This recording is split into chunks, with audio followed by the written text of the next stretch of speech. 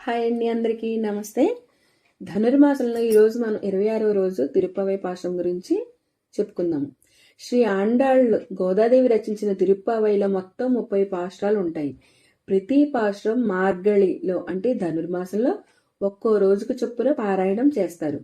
26వ పాశ్రం మాలె మణివಣ್ಣలో గోపికలు అంటే ఆండాళ్ళు మరియు ఆమె స్నేహితురాళ్ళు శ్రీకృష్ణుణ్ణి నేరుగా పిలిచి తమ వ్రతం కోసం అవసరమైన వస్తువుల్ని కోరతారు. అంటే ఏంటి? ఆయన్ని మన నోముకు కావలసిన వస్తువుల్ని ఆయన్ని ఎలా అడగడం చూడండి. ఇప్పటి వరకు పాశ్రాల్లో గోపికలు ఒకరినొకరు మేల్కొలిపి కృష్ణుడి గురించి పాడి ఆయన దర్శనం పొందారు కదా. 25వ పాశ్రంలో వారు శ్రీకృష్ణుడికి మంగళాశాసనం చేశారు. ఇప్పుడు కృష్ణుడు మీకేమి కావాలి అని అడిగినట్లు గోపికలు తమ నోము పూర్తి చేయడానికి అవసరమైన సామాగ్రిని అడుగుతారు. అంటే ఈ పాశ్రంలో వారు కోరేది ఏమేంటి? పాలవర్ణం ఉన్న పాంచజన్య శంఖం లాంటి గొప్ప శంఖాలు, అలాగే మంగళగానం చేసే భాగవతులు, అలాగే డ్రమ్ తప్పిట పెద్ద డ్రమ్ కావాలి, అందమైన దీపాలు, ధ్వజం, మండపం ఇలాంటివి మొదలైనవి.